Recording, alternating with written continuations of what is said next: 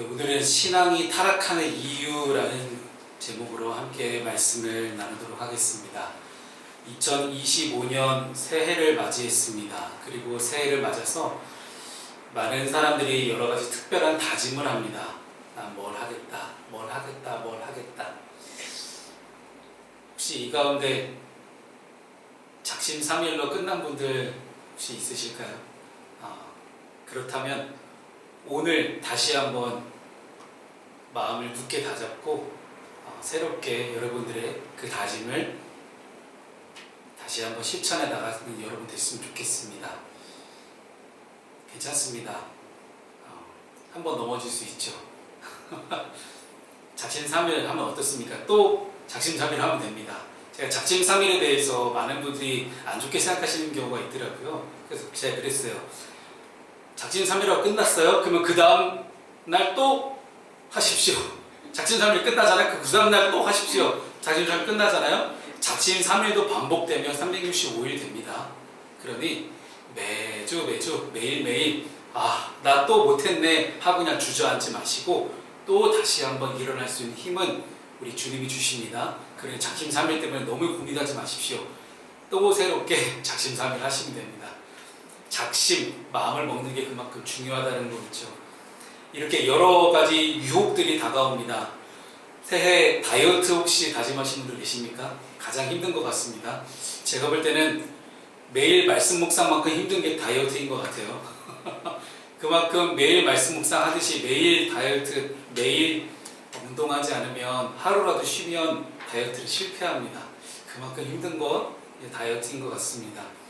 어찌됐든 이렇게 새롭게 다짐을 하더라도 그것이 실패로 돌아갈 수 있고, 내가 실패하는 것의 이유가 주변 사람을 탓하기도 해요. 특히 다이어트 하시는 분들이 그렇게 이야기하죠. 나는 정말 올해 꼭 살 빼고 싶었는데 옆에서 그렇게 누가 맛있는 걸 먹어요. 그럼 너 때문에 내가 이번 또 다이어트 또 실패했다고. 그런 분들 없기를 바랍니다.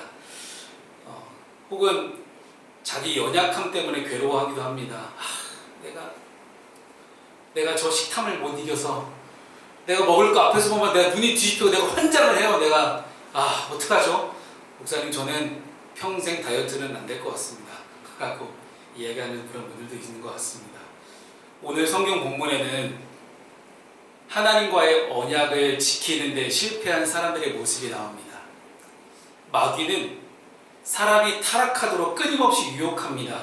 사람은 그 유혹에 넘어가서 자기 죄를 정당화하기도 하고 자기 그 죄에 대해서 선택하는, 그냥 합리화하는 그런 연약한 모습을 보이기도 합니다.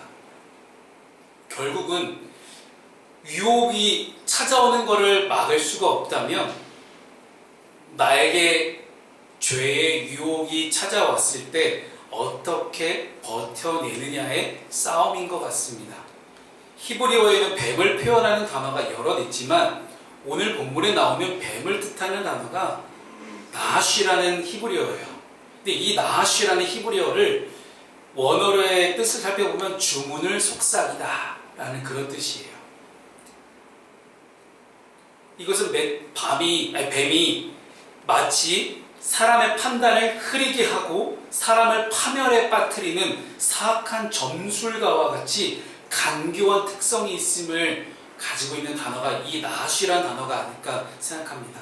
이 간악한 뱀의 배후에는 사탄이 있습니다. 종교개혁가로 유명한 기독교 신학자 존 칼빈은 이렇게 이야기합니다. 마귀가 사람을 유혹하기 위해 동물 중 가장 적합한 간교한 뱀을 선택했고 뱀으로서 사람에게 접근했다라고 해석합니다. 뱀으로 대표되는 이 사단의 수많은 유혹들 속에서 우리가 승리하려면 어떻게 해야 되는지 오늘 아담과 하와의 인류 최초의 범죄를 보면서 우리가 반면교사로 함께 삼을 수 있기를 주님의 이름으로 축복합니다. 자, 첫 번째는요, 우리는 말씀을 있는 그대로 순종할 수 있어야 됩니다. 하나님은 사람에게 선악을 알게 하는 나무의 열매를 주셨습니다. 동산 모든 것을 다 먹어도 좋다. 동산 모든 것들을 다 가꾸고 잘 생각하고 번성해서 다스려라. 하지만 한 가지만 안 된다. 선악을 알게 하는 나무의 열매는 먹지 마라. 그런데 간교한 뱀은 그 한 가지, 그 하나를 집요하게 파고듭니다. 오늘 본문의 1절 말씀이죠. 함께 읽어보겠습니다. 시작. 그러나 뱀은 여호와 하나님이 지으신 들짐승 중에 가장 간교하니라. 뱀이 여자에게 물어 이르되 하나님이 참으로 너희에게 동산 모든 나무의 열매를 먹지 말라 하시더냐. 아멘. 왜 뱀 보고 간교하다고 얘기하냐면요, 참으로 뭐뭐 하시더냐. 보통 우리가 어떤 생각이나 말을 할 때도 스스로 나는 맞다고 생각하고 있는데 옆에서 진짜요? 맞아? 에이 진짜? 다시 한번 생각해. 진짜? 그러면 분명히 내가 확신을 갖고 있었음에도 불구하고 어느 순간 아닌가? 가끔 제가 저희 요한이를 불탕 먹을 때 쓰는 방법이기도 합니다. 진짜? 에이 아닐걸? 그러면 맞나? 그렇잖아요. 옆에서 누가 자꾸 맞아? 라고 계속 물으면 진짜 맞는 건가? 하는 스스로 의심을 하게 되는 경우가 생긴다는 거죠. 그래서 뱀도 하나님의 말씀을 왜곡하고 과장해서 하와에게 의심을 심어주고 있는 단계가 지금 1절 말씀의 단계예요. 근데 하와가 뭐라고 대답을 합니까? 3절 말씀 보죠. 자, 시작. 하나님의 말씀에 너희는 먹지도 말고 만지지도 말라. 너희가 죽을까 하노라 하셨느니라. 아멘. 이렇게 말을 하죠. 하와의 말에 문제가 있는 것 같습니다. 왜냐하면 이후에는 17절 말씀을 볼게요. 시작. 선악을 알게 하는 나무의 열매는 먹지 말라. 내가 먹는 날에는 반드시 죽으리라. 3절과 17절의 말씀이 뭔가 좀 다르죠. 첫째는 하나님께서는 먹지 말라고 하셨지만 하와는 만지지도 말라는 굳이 하지 않아도 되는 말을 갑자기 꺼내기 시작합니다. 이미 하와 스스로 자기 생각이 들어가고 있어요. 또 두 번째는 하나님은 그냥 다른 게 없어요. 반드시 죽으리라. 반드시 죽겠다라고 말씀하셨지만 하나님의 말씀을 죽을까 하노라라는 애매한 말로 하와는 대답합니다. 하나님은 선악을 알게 하는 나무의 열매를 먹으면 반드시 죽을 것이라는 말씀을 분명하게 이미 아담에게 하셨어요. 그런데 하와는 하나님의 말씀을 있는 그대로 받아들이진 않습니다. 자신의 생각을 더하기 시작하죠. 하나님의 말씀에 내 생각을 넣는 것, 이것은 하나님의 뜻을 흐리는 것과 같습니다. 신명기 4장 2절은 이렇게 이야기합니다. 내가 너희에게 명령하는 말을 너희는 가감하지 말고 내가 너희에게 내린 너희 하나님 여호와의 명령을 지키라.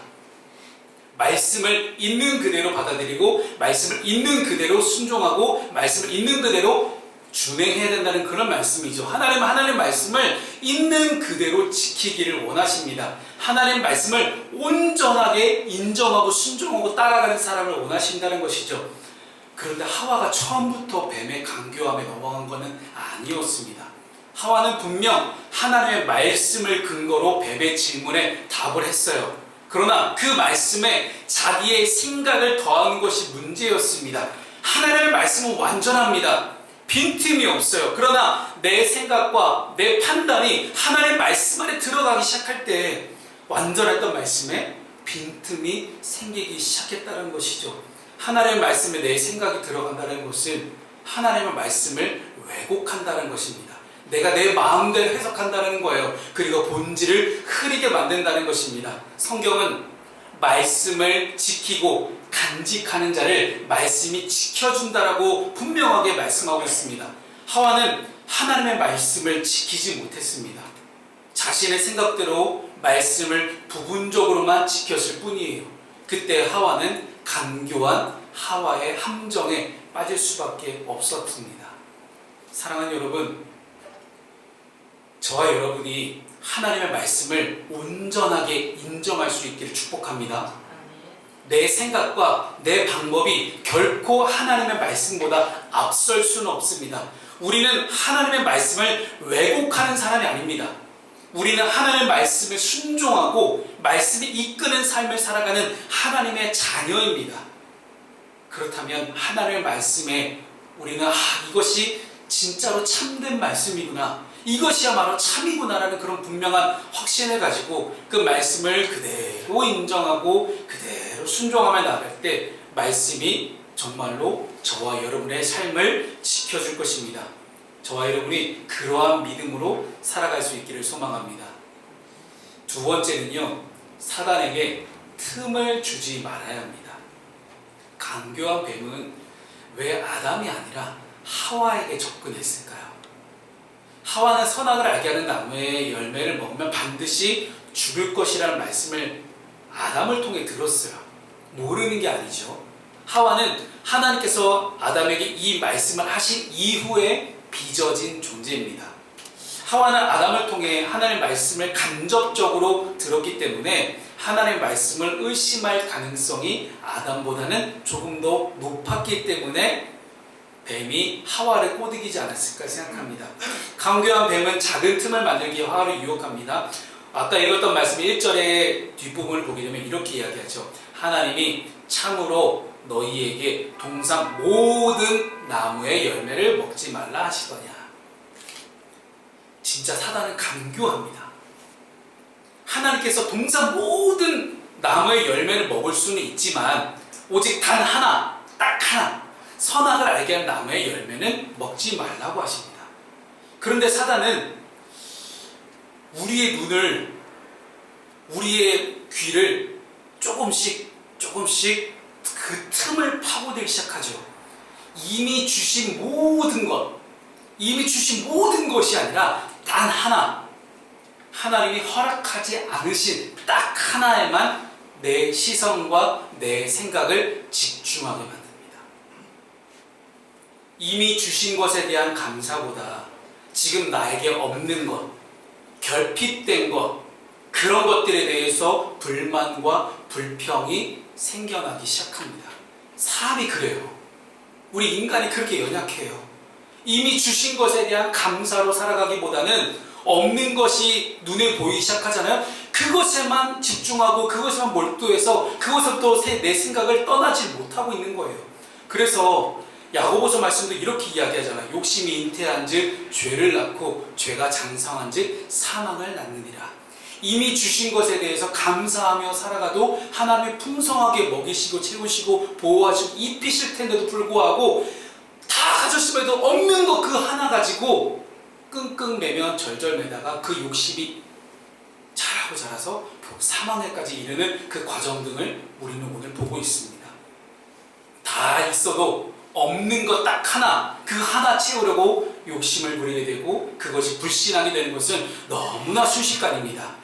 나는 없는데 저 사람은 있어요. 그러면 비교하게 되죠. 그 비교의식이 자존감을 떨어뜨리게 되고 각종 정신적인 질병을 비롯한 어려움을 우리에게 가져다 주기도 합니다. 우리가 왜 11조 못하는지 아세요? 10의 9을, 열의 9을 가지고 있는 것에 대한 감사가 없기 때문에 11조를 못하고 있어요. 그러니 10의 1을 드리는 게 너 그렇게 아까운 거예요. 이미 하나님이 우리에게 다 주셨음에도 불구하고 10을 주셨음에도 불구하고 그 10에 대해서 감사하지 못하니까 10의 1을 드리지 못하는 거예요. 그래서 나에게 없는 것 10보다 난 100을 갖고 싶어, 나는 1000을 갖고 싶어, 나는 10,000을 갖고 싶어, 없는 것 가지고 끙끙대며 절절매다 보니 1을 못 드리고 있는 겁니다. 원래 하나님 것이잖아요. 원래 하나님 것인데 우리에게 주셨습니다. 그리고 잘 다스리고 간직하고 이런 것들을 활용해서 하나님 나라를 열심히 확장해라라고 우리에게 말씀을 주셨습니다. 그런데 그걸 못하고 있는 거예요. 자꾸만 우리의 시선은 있는 것보다 없는 것에 집중하게 합니다. 이것이 불신앙이에요. 우리가 사단에게 이런 틈을 주지 말아야 됩니다.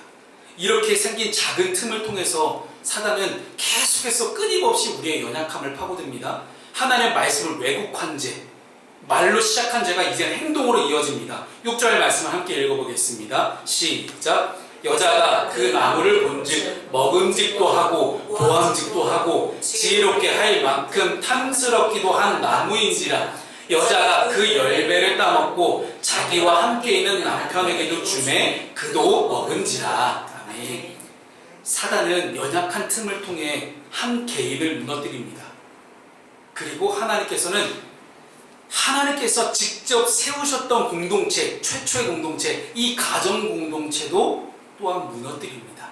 짧은 시간이죠. 한순간이에요. 하나님의 말씀을 완전히 인정하지 않고 틈을 내어준 그 순간을 사단은 그 틈을 절대 놓치지 않는 거예요.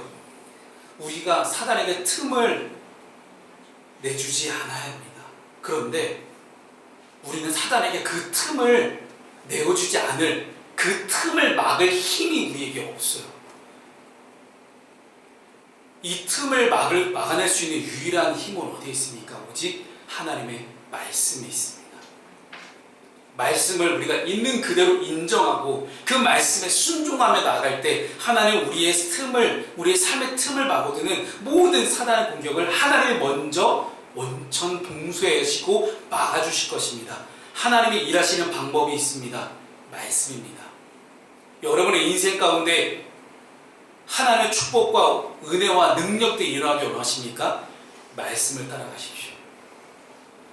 우리가 말씀의 능력을 의지하고 말씀으로 그 자체로 대할 때 말씀의 가치를, 존귀와 능력을 우리가 있는 그대로 인정하며 살아갈 때 말씀이 그때부터 우리의 삶을 지켜줄 것입니다.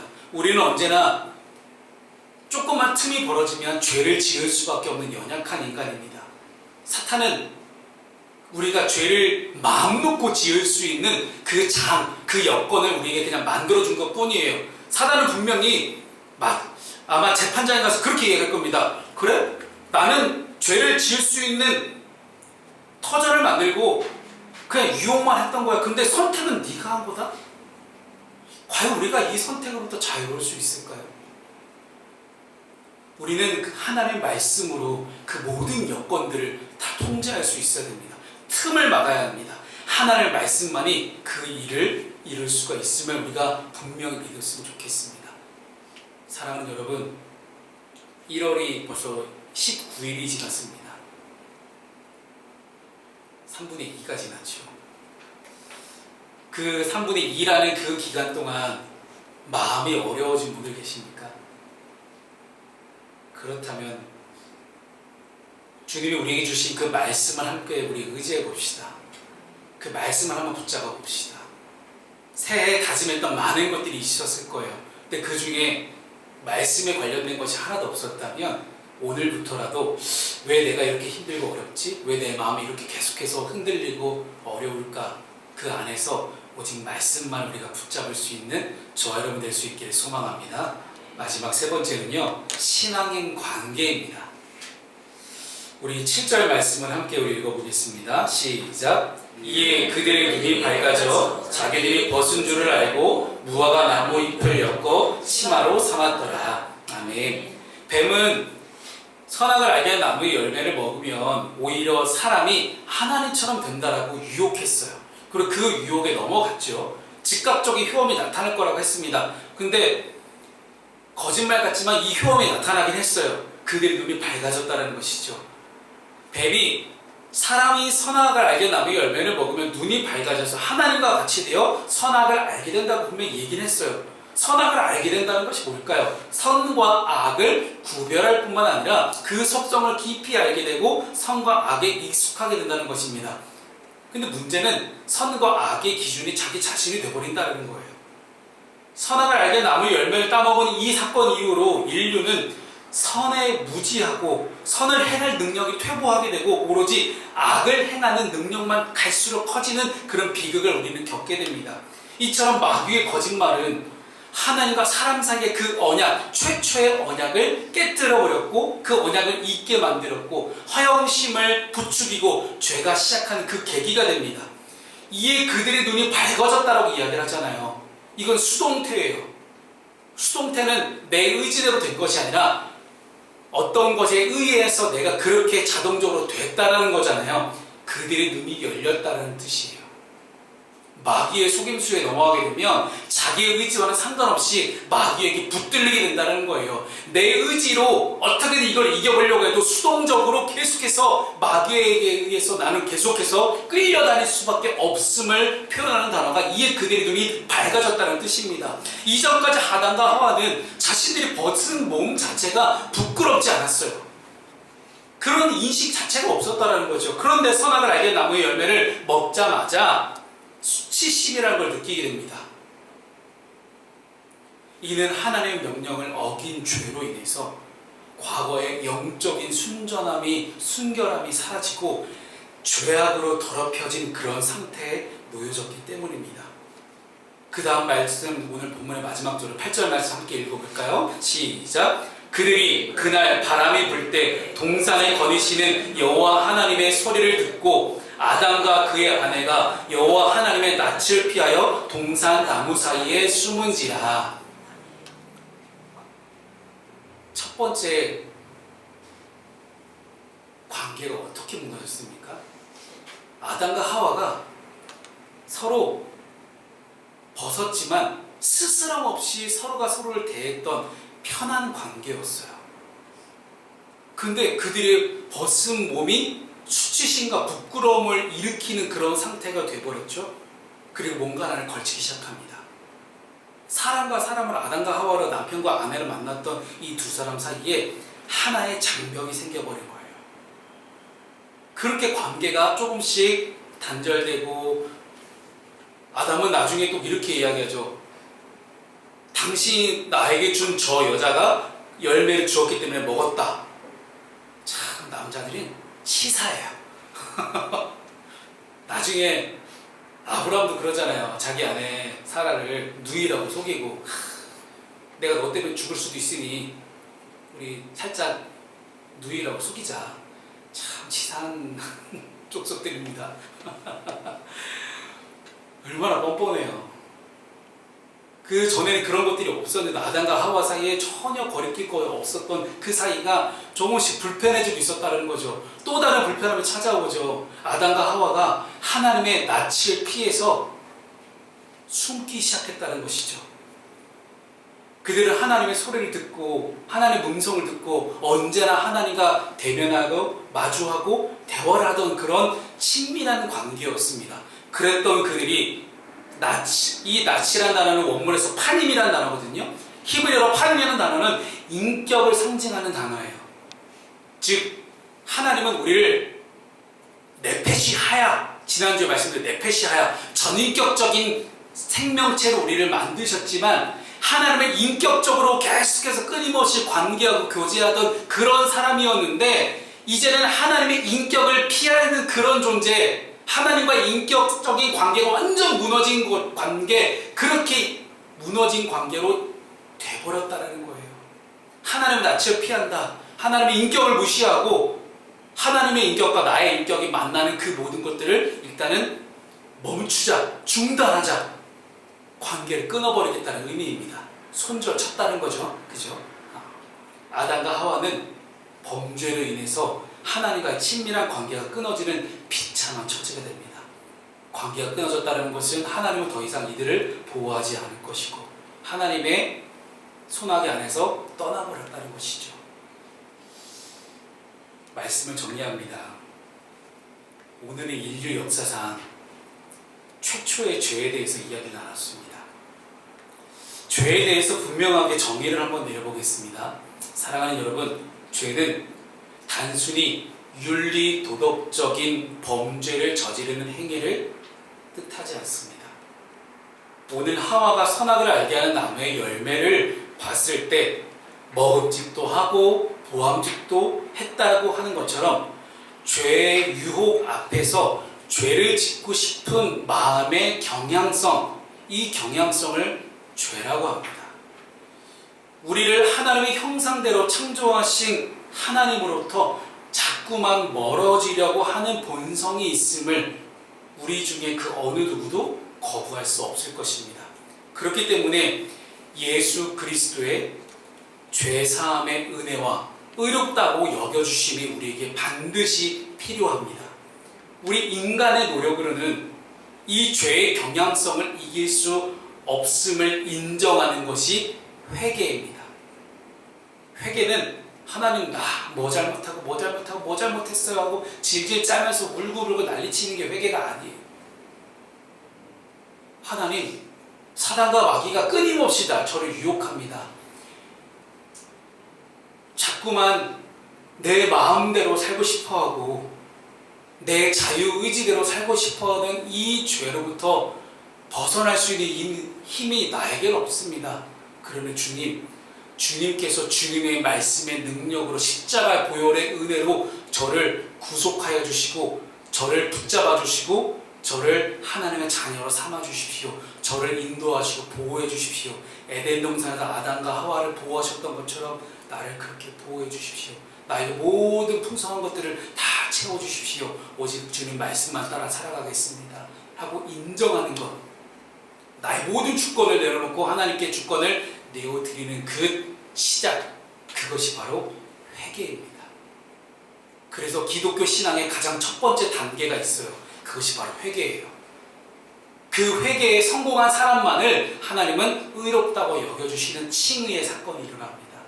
사랑하는 여러분, 내 힘과 내 노력으로는, 내 능력으로는 구원에 이르기 위해서 아무 공로가 없음을 인정할 수 있기를 소망합니다.